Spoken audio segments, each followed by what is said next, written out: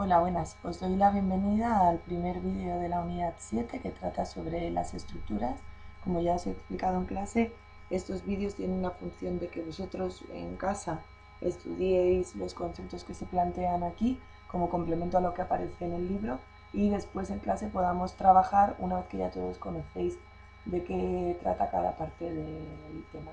En esta primera sesión vamos a estudiar cuál es la definición de estructura, cuáles son las funciones que cumple una estructura y también en qué tipos clasificamos las estructuras artificiales. Bueno, en primer lugar, para poder entender lo que son las estructuras, tenemos que familiarizarnos con un concepto nuevo que es la palabra carga o cargas.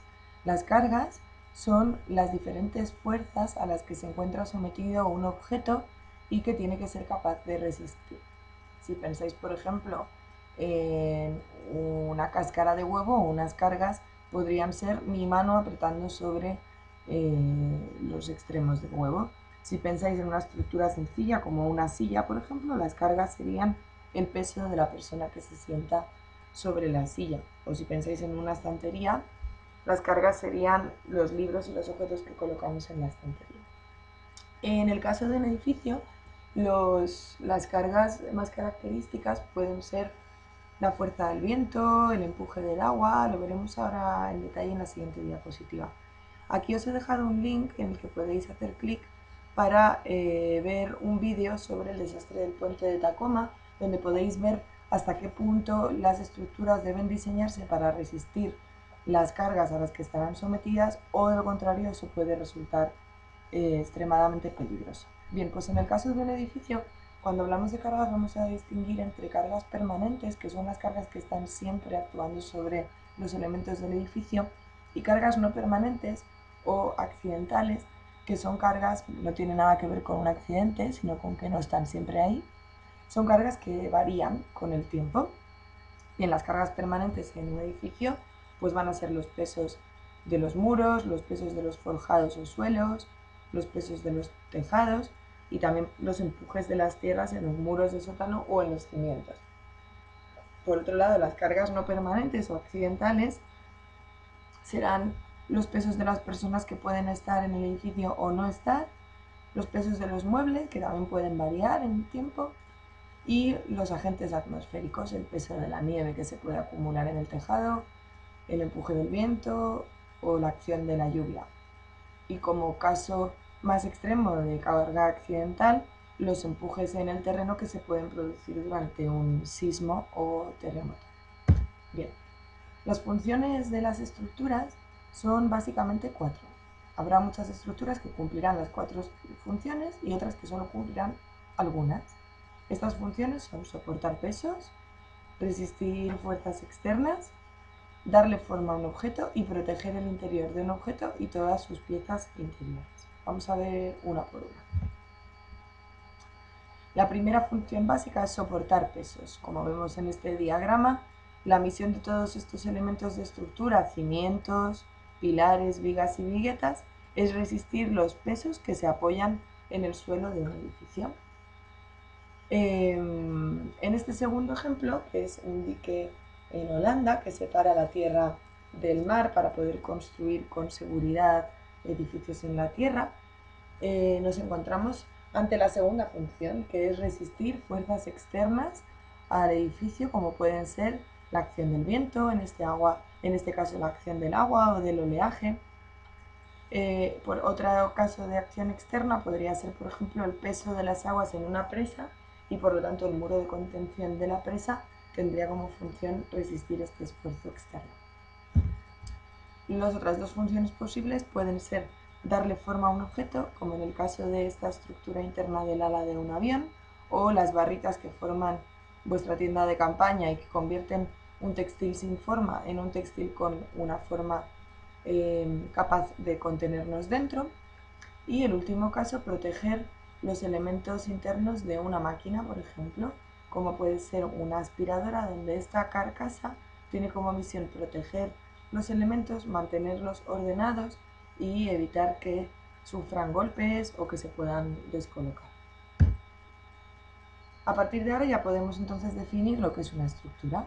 Una estructura es un conjunto de elementos ordenados de forma que se resista, gracias a esta estructura, pesos o esfuerzos externos y al mismo tiempo se le dé forma a un objeto y se protejan sus elementos interiores.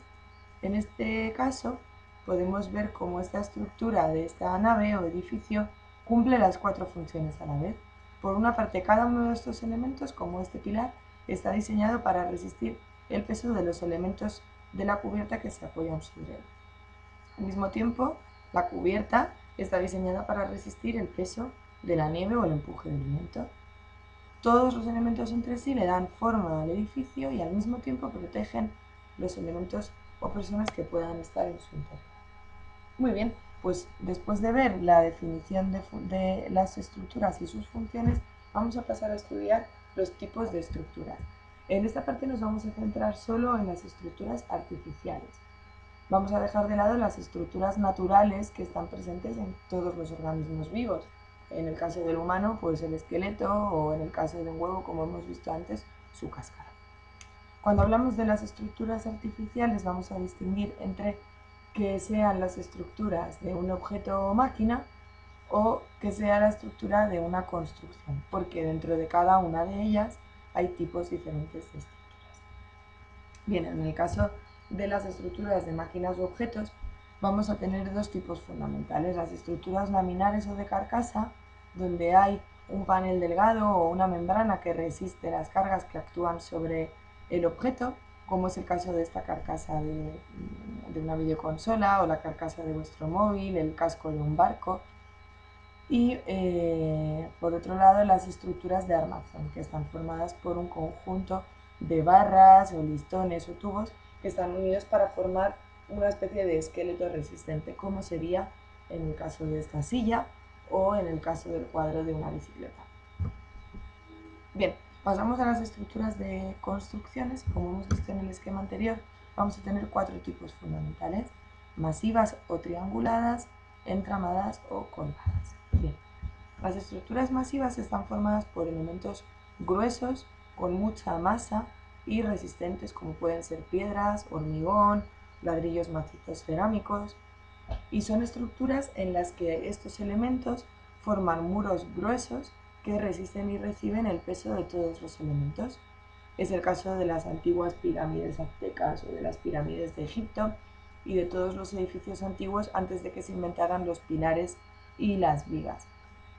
Las estructuras trianguladas son completamente opuestas porque son estructuras muy ligeras, formadas por barras metálicas o de madera, con uniones articuladas, es decir, en estos nudos se permite que haya pequeños movimientos de las estructuras para recibir y distribuir mejor las cargas, y están formadas por triángulos, porque los triángulos, como veremos más adelante, son formas muy resistentes.